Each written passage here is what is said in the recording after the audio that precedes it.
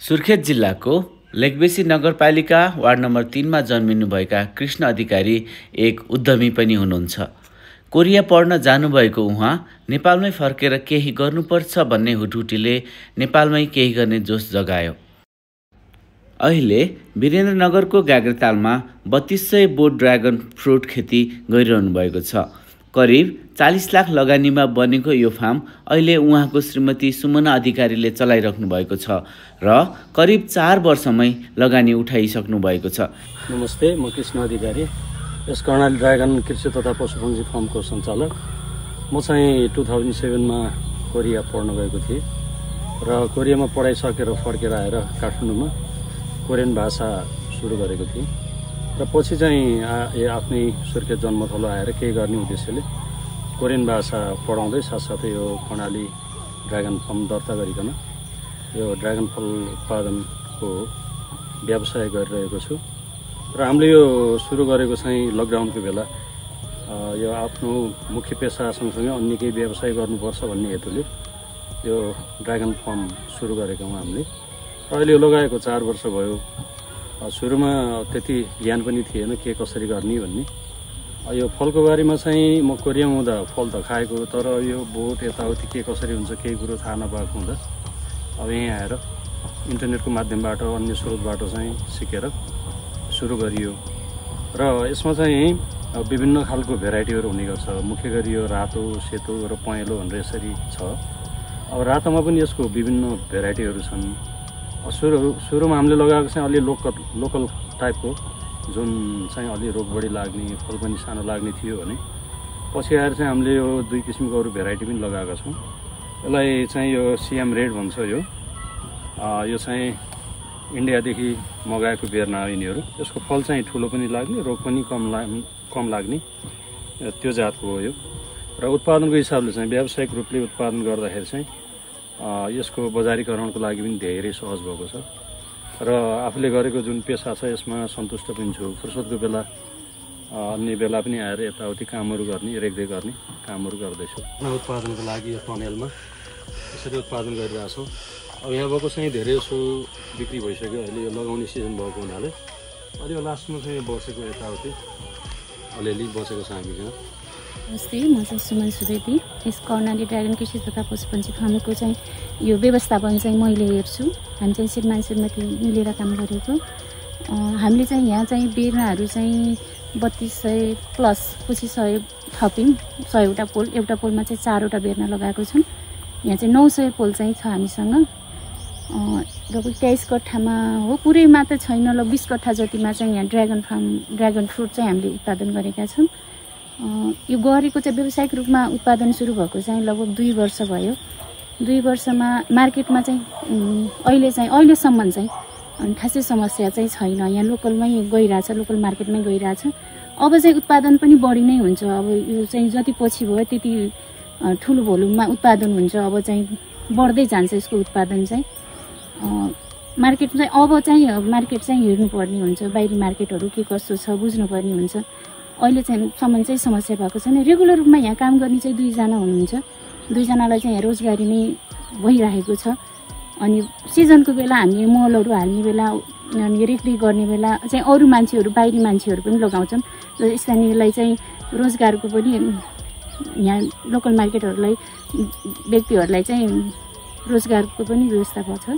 Dragon फलको एउटा विशेषता भनेको चाहिँ यो तपाईँको एकै पटक फल्ने भन्दा पनि यो चाहिँ लटमा फल्ने गर्छ। यो जस्तो अहिले यहाँ चाहिँ यो फल तयार लागिरहेको छ। यो अब यो चाहिँ 2 हप्ता पछाडि चाहिँ यो हार्भेस्टिङ गर्ने हुन्छ यो।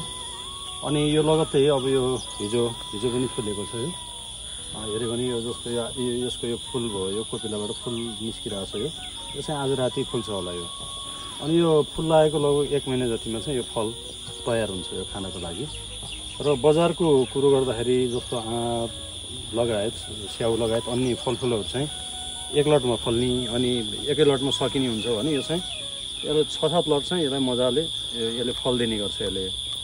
र अन्य व्यावसायिक रूपमा नगरिकन घरमा लगाउनेहरूको लागि पनि अब यो ड्रागन फल जुन छ यो बिरुवा लगायो भने चाहिँ 5 महिना 6 महिनासम्म चाहिँ लगातार फल चाहिँ खान सकिन्छ यो।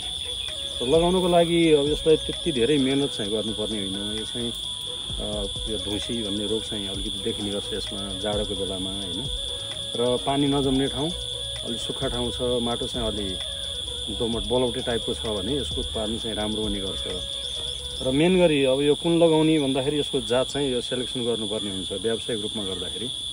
कतिपयमा रोग बढी लाग्ने अनि फेरि फल सानो लाग्ने हुन्छ भने जस्तो अहिले हाइब्रिड टाइपको आएको छ होइन, यिनीहरूमा चाहिँ रोग पनि कम लाग्ने र फल पनि ठुलो उत्पादन हुने गर्छ यिनीहरू। ड्रागन फ्रुट चाहिँ सुरुमा लगाउँदा चाहिँ हामीलाई चाहिँ धेरै समस्याहरू चाहिँ थियो। बेर कसरी लगाउने अनि कसरी रेखदेख गर्ने, बेर्नाको क्वालिटी कस्तो। हाम्रो बेर्ना चाहिँ राम्रै पऱ्यो भनौँ न, ल्याउँदाखेरि चाहिँ बेर्ना छनौटमा चाहिँ एकदम ध्यान पुर्याउनु पर्ने रहेछ। बेर्ना चाहिँ हामीले यो चाहिँ इन्डियाबाट ल्याएर आयौँ, यो चाहिँ राम्रो छ, यो हाइब्रिड जातको हो, यो चाहिँ राम्रो छ। लगाउने बेला चाहिँ समस्या चाहिँ थियो, यसो पानीको समस्या छ यहाँ चाहिँ, सिँचाइ चाहिँ एकदम गाह्रो छ कि यहाँ पानीको चाहिँ हामीले बोरिङ, आफ्नो बोरिङ छैन, सहकारीको बोरिङबाट ल्याएर सिँचाइ गर्छौँ यहाँ। त्यो पानीको चाहिँ एकदम समस्या थियो भनौँ न, अझै पनि छ पानीको समस्या चाहिँ। यो चाहिँ व्यक्तिगतलाई चाहिँ उहरूले चाहिँ व्यक्तिगत फार्महरूलाई चाहिँ बोरिङहरू नदिने रहेछ कि सिँचाइहरू सरकारी उबाट नै। त्यो पाएको भइदिए चाहिँ झनै राम्रो हुने थियो। यत्रो व्यावसायिक रूपमा गर्दाखेरि चाहिँ सिँचाइले चाहिँ हामीलाई अहिलेकोमा चाहिँ पानी पर्यो खासै समस्या भएन। तर पोहोरको बेला चाहिँ यो बेर्नाहरू चाहिँ सुकेर पुरा चाम्टी परिसकेको थियो कि यो चाहिँ, यसमा चाहिँ कुनै भित्री भागहरूमा चाहिँ यसको यो चाहिँ पुरै हड्डी देखिसकेको थियो। त्यो पोहोर चाहिँ समस्या चाहिँ एकदम भएको थियो। अहिले चाहिँ सिँचाइ त्यति गर्नु परेन, पानीले मौसमले साथ दियो भनौँ न। फापन चाहिँ हामीले यो थोपा सिँचाइ प्रयोग गरिरहेका छौँ र यो थोपा सिँचाइमा चाहिँ अब यो भन्न पर्दाखेरि चाहिँ हेल्बेटास भन्ने संस्थाले व्यवस्थापनमा सहयोग गरिदिनु भएको हो। यो चाहिँ अब खडेरीको बेला, बर्खाको बेला त्यसलाई सिँचाइ चाहिएन, खडेरीको बेला हिउँदको बेला चाहिँ थोरै पानीले पनि अब सिँचाइ गर्ने भन्ने कन्सेप्ट हो यसको होइन। अब यो यसबाट चाहिँ 1 घन्टामा 8 लिटर पानी चाहिँ चुइने गर्छ यो। र यसको जरा धेरै तल पनि जाने नभएको हुनाले यो माथि माथि फैलिएको हुन्छ र यो सिँचाइको लागि चाहिँ यो थोपा सिँचाइ व्यवस्थापन गऱ्यो भने थोरै कामदारले र एकदम छिटो छरितो रूपमा यसलाई सिँचाइ चाहिँ दिन सकिन्छ। यो मल पनि चाहिन्छ, अरू बाहिरी मलहरू चाहिँ हाल्नु पर्दैन, रासायनिक मलहरू। तर यसलाई गोबर मल नै हो कि यसलाई हाल्ने भनेको चाहिँ गोबर मल र पानी। यो चाहिँ कुरिलो, यो चाहिँ टुसा खाने कुरिलो, जङ्गलमा पाउने र यो चाहिँ फरक हुन्छ। यो चाहिँ यस्तो टुसा निक्लिरहेको हुन्छ। कुरिलो खेती पनि गरेँ हामीले लगभग 2-2.5 कट्ठा जतिमा चाहिँ विचारको लागि गरेको कस्तो हुँदो रहेछ भनेर। तर कुरिलो चाहिँ राम्रै उत्पादन हुन्छ यसको चाहिँ, मार्केट पनि सजिलै छ यसको, मार्केट पनि गाह्रो छैन, यहीँबाट बिक्री हुन्छ, फार्मबाटै बिक्री हुन्छ। हामीले यो चाहिँ यहाँ पहिला चाहिँ यो लोकल जातको थियो, अलि सानो फल्ने दाना, अनि त्यसलाई चाहिँ हटाएर हामीले यो हाइब्रिड सिएम रेड भन्ने लगाएको। यो लगाएको 3 महिना भयो, अनि यो बेर्ना राम्रो छनौट गऱ्यो भने चाहिँ अब यो फल दिन सुरु गरिहाल्छ। अब यो लगाएको 3 महिना भयो, यो 3 महिनामा यहाँ चाहिँ यो कोपिला लागेर यो आज फुल्ने चरखरमा यो फल दिने हो यसले। यो कस्तो हुन्छ भनेर यत्तिकै छोडिरहेको हो। यो खासमा यो पहिल्यै फल लिँदाखेरि चाहिँ बिरुवा फस्टाउँदैन, तर पनि हामीले यो ट्रायलको लागि हुन्छ यो चाहिँ यत्तिकै छोडिरहेको छ। यसको नतिजा के आउँछ पछि अब हेरौँ।